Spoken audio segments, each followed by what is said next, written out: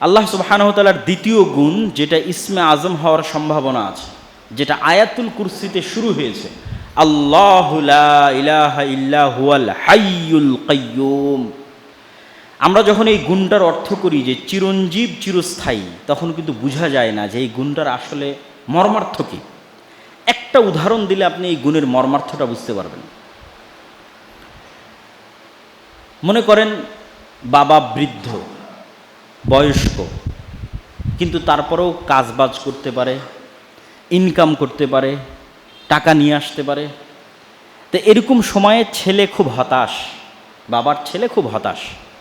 কেমনে পড়াশোনা করবে, কেমনে শিক্ষা অর্জন করবে, কেমনে বিদেশে যাবে, টাকা পয়সা কেমনে উপার্জন করবে। তখন বাবা সান্ত্বনা দিয়ে ছেলেকে বলছে, আরে বেটা, তোর বাপ এখনো বেঁচে আছে,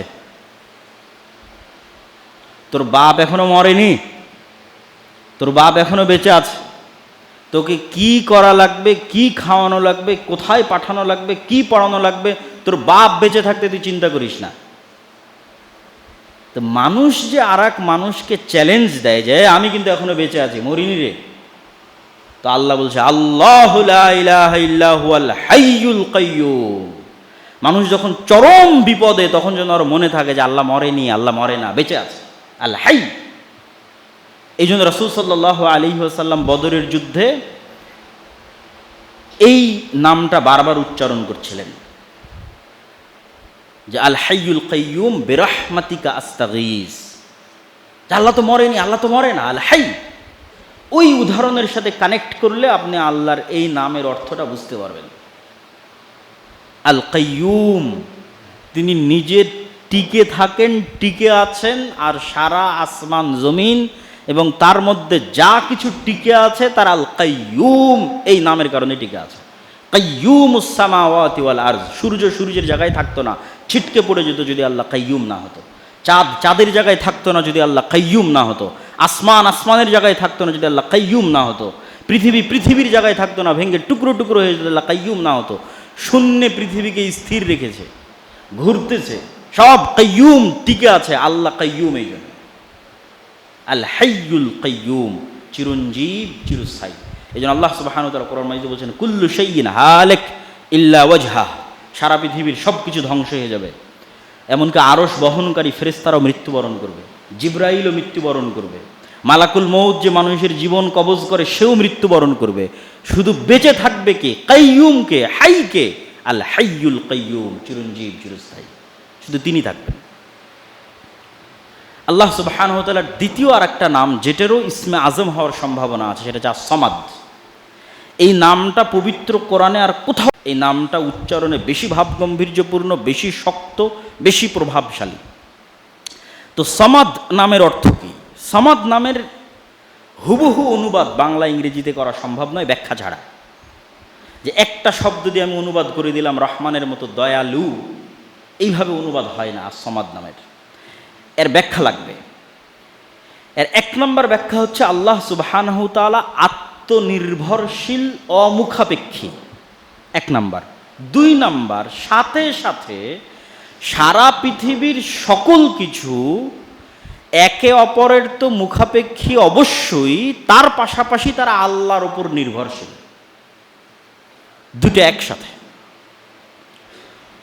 ঈসা আলাইহিস সালাতু ওয়াস সালামও তার মায়ের মুখাপেক্ষী, মায়ের দুধ খেয়ে তিনি বড় হয়েছে। তাকে ঘুমাতে হতো, তাকে খেতে হতো। পৃথিবীর যত উলুহিয়াতের দাবিদার আছে, যারা নিজেকে ইলাহ দাবি করে, তাদেরকে এই এক নাম দিয়ে আপনি পরীক্ষা করতে পারবেন ওয়া সামাদ কিনা। আত্মনির্ভরশীল, স্বয়ং সম্পূর্ণ, অমুখাপেক্ষী, শতভাগ কিনা, শতভাগ। না খেয়ে থাকতে পারবে কিনা, কতদিন? না ঘুমিয়ে থাকতে পারবে কিনা, কতদিন? ছোটবেলায় মা ছাড়া বড় হতে পারলো কিনা, কতদিন? সে যেই হোক, যত বড় অলি আউলিয়া, নবী রাসূল, পীর বুজুর্গ যেই হোক, সব যারা ইবাদতের যোগ্য বা মানুষ মনে করে সে ইবাদতের যোগ্য, তাদেরকে পরীক্ষা করতে হবে সমাদ এই নাম দিয়ে। এই নামের শেষ যেটা ব্যাখ্যা, সেটা হচ্ছে বাধ্যগত, চাক অথবা না চাক, ইচ্ছা হোক অথবা অনিচ্ছা হোক, আল্লাহর কাফের হোক অথবা আল্লাহর মুশরিক হোক অথবা আল্লাহর নাস্তিক হোক, সবগুলো বাধ্যগত অবস্থায় আল্লাহর কাছে এবং আল্লাহর রাজত্ব, আল্লাহর কন্ট্রোল এবং আল্লাহর কাছে ফিরে আসতে বাধ্য। ও চাইলো কি না চাইলো তাতে দেখে আল্লাহ সুবহানাহু ওয়া তাআলার কোনো লাভ নাই। এই বর্ণনা দিতে গিয়ে আল্লাহ সুবহানাহু ওয়া তাআলা কোরআন মাজিদে বলছেন, আফাগাইরা দীনিল্লাহি ইয়াবগুন, ওরা কি আল্লাহর আনুগত্য বাদে অন্যদিকে খুঁজতে যায়? ওয়ালাহু আসলামা মান ফিস সামাওয়াতি ওয়াল আরদি তাওআন ওয়া কারহা, ইচ্ছায় হোক অনিচ্ছায় হোক আল্লাহর কাছেই ফিরে আসতে হবে। আল্লাহর রাজত্বের বাইরে যাওয়ার কারো ক্ষমতা নেই। ও যত বড় কাফের হোক, নাস্তিক হোক, মুশরিক হোক, ফেরাউন হোক, নমরুদ হোক, আল্লাহর কন্ট্রোলে। সাব্বাহা লিল্লাহি মা ফিস সামাওয়াতি ওয়াল আরজ ওয়া হুয়াল আজিজুল হাকিম, আসমান এবং জমিনের মধ্যে যা কিছু আছে প্রত্যেকটা সৃষ্টিজীব আল্লাহর তাসবিহ পাঠ করে, ইচ্ছায় অনিচ্ছায়। আলাম তারা আন্নাল্লাহা ইউসাব্বিহু লাহু মান ফিস সামাওয়াতি ওয়াল আরজ, হে নবী আপনি কি দেখেন না আসমান এবং জমিনের সব কিছু আল্লাহর তাসবিহ পাঠ করে, এমনকি ওয়াত-তায়রু সাফাতিন, যে পাখি আকাশে উঠছে ও তাসবিহ পাঠ করে। শুধু তাই নয়, কুল্লুন কদ আলিমা সালাতাহু ওয়া তাসবিহা, এরা সবাই আল্লাহর সালাতও আদায় করে, আল্লাহর তাসবিহ এবং আল্লাহর সালাত এরা জানে কিভাবে করতে হয়। ওয়ালিল্লাহি ইয়াসজুদু মান ফিস সামাওয়াতি ওয়াল আরদি তাওআন ওয়া কারহা, চাক অথবা না চাক, ইচ্ছা হোক অথবা না হোক, সব সৃষ্টিজীব আল্লাহ সুবহানাহু ওয়া তাআলার কাছে সিজদায় অবনত হতে বাধ্য হয়, হতে হয়। এ হলো সামাদ। আল্লাহ সুবহানাহু ওয়া তাআলার কন্ট্রোলের বাইরে কিচ্ছু নাই। আর তিনি নিজে অমুখাপেক্ষী, মানুষ সব একে অপরের মুখাপেক্ষী, আবার আল্লাহর উপর নির্ভরশীল। আল্লাহ সুবহানাহু ওয়া তাআলার পরের যে গুণ আমরা আলোচনা করব সেটা হচ্ছে আল আজিজ। আজিজ মানে মহাপরাক্রমশালী। মহাপরাক্রমশালী বলতে কি বুঝায়? মানুষের ক্ষমতা থাকতে পারে, সাবেক প্রধানমন্ত্রীরও ক্ষমতা ছিল, কিন্তু মহাপরাক্রমশালীর ক্ষমতা কি? কারো ক্ষমতা জবাবদিহিতার বাইরে নয়। ডোনাল্ড ট্রাম্পের ক্ষমতাও জবাবদিহিতার বাইরে নয়। চায়নার প্রেসিডেন্ট শি জিনপিংয়ের ক্ষমতাও জবাবদিহিতার বাইরে নয়। ও কিছু করতে গেলে 10 বার চিন্তা করবে ডোনাল্ড ট্রাম্প কি বলবে, রাশিয়ার প্রেসিডেন্ট ভ্লাদিমির পুতিন কি বলবে। জবাবদিহিতার বাইরে নয়, জবাবদিহিতার আওতায়, প্রশ্নের মুখে। তাহলে মহাপরাক্রমশালী মানে কি? যাকে কেউ প্রশ্ন করতে পারবে না, প্রশ্ন করার সাহস এবং ক্ষমতা রাখে না। এই অর্থটা হচ্ছে আল আজিজ। বাস্তব উদাহরণ দেই। বাস্তব উদাহরণ হচ্ছে আল্লাহ সুবহানাহু ওয়া তাআলা যদি বলে যে আমি ফেরাউন আর নমরুদকে জান্নাতে দিয়ে দিলাম, তাহলে ইব্রাহিম, মুসা আর মুহাম্মদ সাল্লাল্লাহু আলাইহি ওয়াসাল্লাম এই প্রশ্ন করার সাহস রাখেন না, কেন দিলেন? এহলা আজিজ, মহাপরাক্রমশালী। কিন্তু আল্লাহ সুবহানাহু ওয়া তাআলা মহাপরাক্রমশালী এই কথার সাথে কোরআন মাজিদে একবার এক এক নাম যুক্ত করেন। কোথাও বলেন আজিজুন হাকিম, কোথাও বলেন আজিজুন আলিম, কোথাও বলেন আজিজুন রাহিম। তো যখন যেখানে যে নাম যুক্ত করবে তখন আর একটা ভিন্ন অর্থ দিবে। যেমন সূরা শুআরার মধ্যে আল্লাহ সুবহানাহু ওয়া তাআলা নবীদের ঘটনা বর্ণনা করতে গিয়ে মুসাকে কিভাবে বাঁচালেন, ইব্রাহিমকে কিভাবে বাঁচালেন, ইউসুফকে কিভাবে বাঁচালেন, এগুলোর বর্ণনা দিতে গিয়ে বারবার বলেছেন আমি আজিজুন রহিম, মহাপরাক্রমশালী। আর আমার এই মহাপরাক্রম ক্ষমতার বহিঃপ্রকাশ আমার নবীদের উপর দয়ার কারণে ঘটিয়ে থাকি, সবসময় ঘটাই না। ফেরাউনের মতো শাসককে পানিতে ডুবিয়ে দিলাম, রাস্তা তৈরি করে দিলাম মিডিলে, এটা আমার মহাপরাক্রম ক্ষমতার বহিঃপ্রকাশ, কিন্তু সব সময় ঘটাই না। রহিম, মুসার উপর দয়া করে ঘটিয়েছে। আগুনে ইব্রাহিমকে নিক্ষেপ করা হলো, পুড়ল না, আমি আজিজ, আমার ক্ষমতা আছে, কিন্তু সব সময় এই ক্ষমতা দেখাই না। ইব্রাহিমের উপর আমার দয়া আছে, এই জন্য এই ক্ষমতা দেখিয়েছি। আজিজুন রহিম, মহাপরাক্রমশালী, ক্ষমতা তখনই দেখাই যখন দয়া করি। আজিজুন হাকিম, এটা কোথায় বলবে? আজিজুন হাকিম বলবে যখনই শাস্তির কথা বলবে। ফেরাউনের শাস্তি হোক, নমরুদের শাস্তি হোক, আদ সামুদ যত ক্ষমতাধর আছে সব ক্ষমতাধরকে শাস্তি দিতে বলবে আজিজুন হাকিম। শাস্তি দিতে পারি কিন্তু কাউকে অন্যায়ভাবে শাস্তি দেই না। হাকিম, প্রজ্ঞাময়, শাস্তি দিলে ন্যায়পরায়ণভাবে দিই। কেউ অন্যায় করলো না আর ওকে শাস্তি দিয়ে দিলাম, যা ইচ্ছা তা করার ক্ষমতা আমার আছে, কেউ আমাকে প্রশ্ন করতে পারবে না, এ কথা সত্য, কিন্তু শাস্তি দিলে হাকিম, প্রজ্ঞাময়, ন্যায়পরায়ণতার সাথে শাস্তি দিই। এবার আজিজুন আলিম, এটা কখন বলবে? আল্লাহ সুবহানাহু ওয়া তাআলা পবিত্র কোরআন মাজিদে যখনই আসমান জমিন সৃষ্টি রহস্যের বর্ণনা দিয়েছে প্রত্যেক জায়গায় শেষে বলেছে যালিকা তাকদীরুল আজিজিল আলিম। আসমান বিশাল সৃষ্টি, জমিন বিশাল সৃষ্টি, চন্দ্র সূর্য নক্ষত্র বিশাল সৃষ্টি, এই সব সৃষ্টির ক্ষমতা আমার আছে, আজিজ, আলিম। আবার এগুলো কিভাবে কন্ট্রোল করতে হবে, কিভাবে ঠিক রাখতে হবে, কিভাবে রক্ষণাবেক্ষণ করতে হবে, কোথায় কি হচ্ছে সব আমি জানি, আলিম। তো আল্লাহ সুবহানাহু ওয়া তাআলার আজিজ নামের সাথে যখন বিভিন্ন গুণ যুক্ত হবে তখন সেই রিলেটেড অর্থ আমাদের গ্রহণ করতে হবে। আল্লাহ সুবহানাহু ওয়া তাআলার আরেকটা নাম আসসালাম, শান্তি। মানুষের জীবনের সবচেয়ে প্রয়োজন কি? টাকা পয়সা, এসি রুম, ধন দৌলত, বাড়ি গাড়ি সব আছে, কিন্তু জীবনের নিরাপত্তা নাই, সম্মানের নিরাপত্তা নাই। তাহলে কিন্তু এই শান্তির কোনো দাম নাই। তাহলে মানুষের জীবনের এক নম্বর প্রয়োজন হচ্ছে ওর জীবনের নিরাপত্তা, আর টাকা পয়সার নিরাপত্তা, আর সম্মানের নিরাপত্তা। এটা আল্লাহ জানেন যে মানুষের সবচেয়ে প্রয়োজন হচ্ছে স্থিতিশীল শান্তি, আসসালাম। তো সারা পৃথিবীর সকল শান্তির উৎস হচ্ছে আল্লাহ সুবহানাহু ওয়া তাআলার এই নাম। এই জন্য আল্লাহকে সালাম দেওয়া যায় না, আল্লাহ সুবহানাহু ওয়া তাআলাকে সালাম দেওয়া হারাম, আল্লাহকে সালাম দেওয়া যায় না। কেননা সালামের উৎসই আল্লাহ সুবহানাহু ওয়া তাআলা। তাহলে মানুষ মানুষকে সালাম দিবে, এবং আল্লাহ নিজেও তার নবী রাসূলদের উপর সালাম দিতেন, যা কোরআন মাজিদে শুধু নবী রাসূলদের বর্ণনা দিতে গিয়ে আল্লাহ শুধু এই সালাম নামের কথা বলেছেন। সালামুন আলা নূহিন ফিল আলামিন, শান্তি বর্ষিত হোক নূহের উপর। সালামুন আলা ইব্রাহিম, শান্তি বর্ষিত হোক ইব্রাহিমের উপর। সালামুন আলা মূসা ওয়া হারুন, সালামুন কওলাম মির রাব্বির রহিম। এভাবে আল্লাহ সুবহানাহু ওয়া তাআলা নবীদের বিভিন্ন জায়গায় তাদের উপর শান্তি বর্ষণের কথা বলেছেন। তথা নবীদের সম্মানের নিরাপত্তা, নবীদের জীবনের নিরাপত্তা, নবীদের সকল কিছুর নিরাপত্তার দায়িত্ব আল্লাহ সুবহানাহু ওয়া তাআলা নিয়েছে। আমাদের জীবনেও যদি আমরা সবচেয়ে প্রয়োজন কোন জিনিসটা চাই, তাহলে সালাম। তাহলে এই সালামের জন্য আল্লাহ সুবহানাহু ওয়া তাআলার এই গুণের কাছে আমাদের ফিরে আসতে হবে। আল্লাহ সুবহানাহু ওয়া তাআলার একটা নাম হচ্ছে লতিফ, আল্লাহ সূক্ষ্মদর্শী। ইউসুফ আলাইহিস সালাতু ওয়াস সালামকে কুয়ায় নিক্ষেপ করা হলো, ফেরেশতা গিয়ে উদ্ধার করেনি।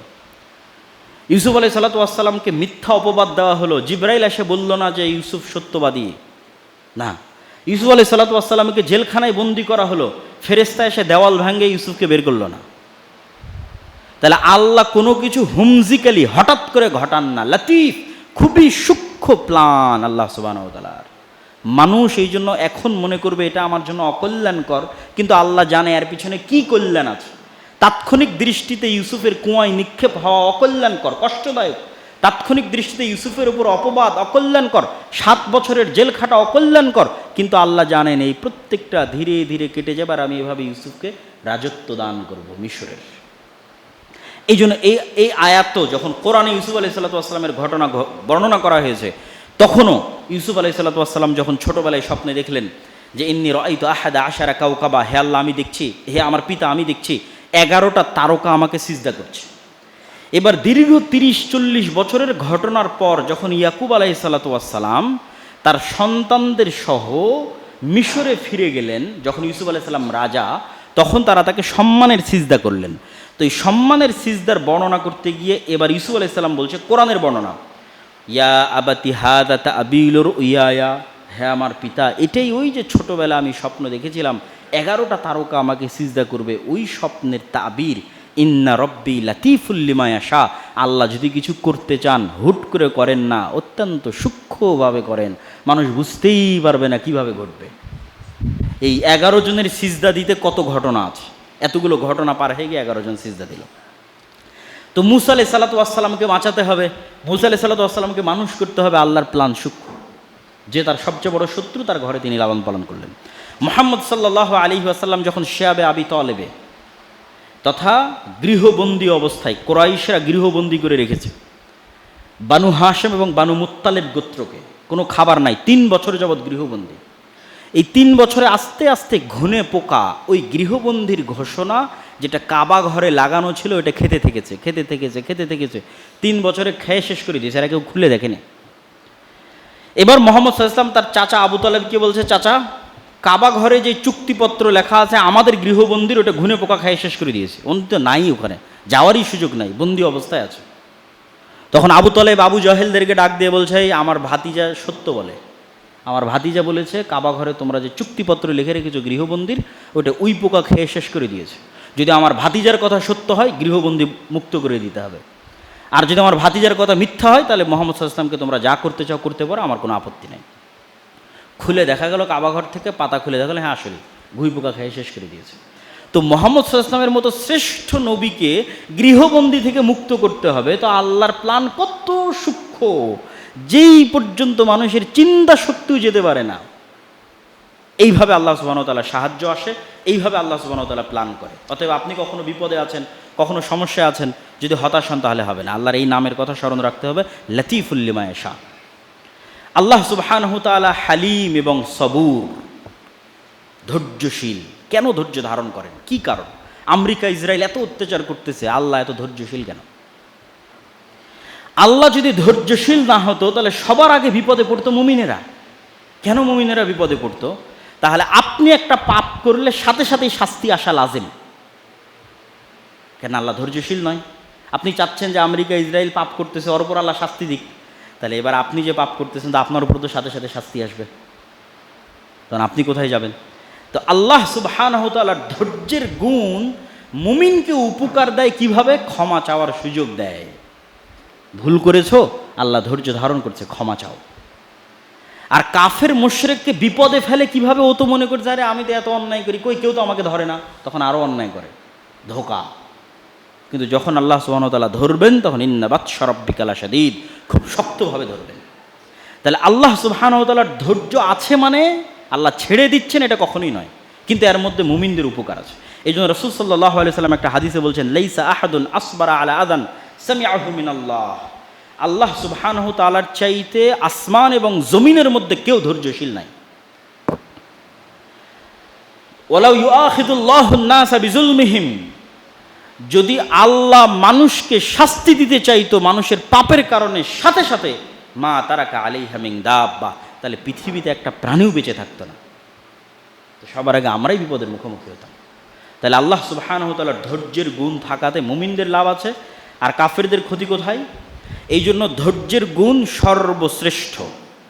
5 জন নবী সকল নবীর উপর শ্রেষ্ঠত্বের আসনে গেছে শুধু একটা গুণে শ্রেষ্ঠ হওয়ার কারণে, সেটা ধৈর্য। 5 জন নবী, নূহ, ইব্রাহিম, মূসা, ঈসা, মুহাম্মদ সাল্লাল্লাহু আলাইহি ওয়াসাল্লাম, এই 5 জন নবী আর বাকি নবীকে অতিক্রম করে সর্বশ্রেষ্ঠ হয়েছে। কেননা তারা একটা গুণে আর অন্য সকল নবীকে পার করে গেছে, সেটা হচ্ছে ধৈর্যের গুণ।